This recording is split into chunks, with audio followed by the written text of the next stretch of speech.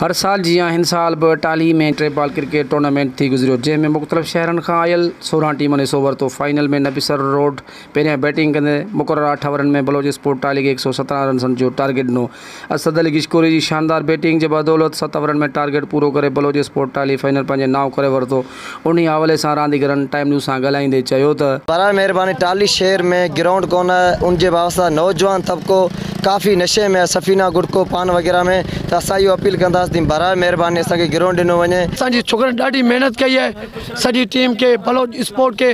टाली वारनि के जिन्हनि सपोर्ट कई है, उन्हनि जूं वॾियूं महिरबानियूं। जीअं हिन साल भी जश्न आज़ादी क्रिकेट टूर्नामेंट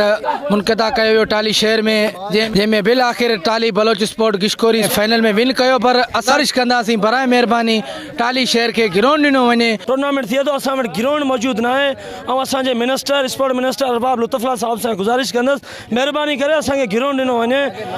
छो त नौजवान तबको रांदि जी तरफ़ हूंदो, नशे पते खां बचियल हूंदो इंशाअल्लाह। जेको टूर्नामेंट करायो शाइन स्पोर्ट इन्हनि तमामु बहितरीनु टूर्नामेंट करायो हिन इलाइक़े जे हवाले सां, छाकाणि त माना हिकिड़ो असांजा पुठिते पहिल माना असांजा इलाइक़ा आहिनि, उन हिसाब सां जेके टाली शाइन जी जेके इहो कमेटी जे टूर्नामेंट करायो ऐं असीं उनजा तमामु माना शुक्रगुज़ार आहियूं टाली स्पोर्ट जा, त जेको माना हिन हिकिड़े ख़सीस पोइते एरिया में जेको हिननि टूर्नामेंट करायो। ऐं आख़िर में इहो बि अपील कंदसि त स्पोर्ट जे जेके आहिनि पंहिंजो मिनिस्टर अरबाब लुत्फ़ुल्लाह साहब जेके उन्हनि खे बि गुज़ारिश कंदसि त असांजी टाली शहर जी जेको पंहिंजो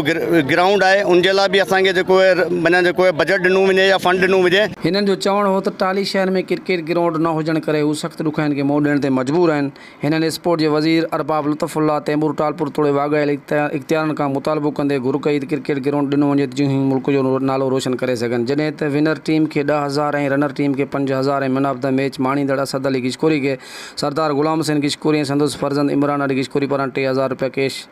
इनाम पिणु ॾिनो वियो। कैमरा टीम सां गॾु अब्दुल हफ़ीज़ गिशकोरी, टाइम न्यूज़ टाली।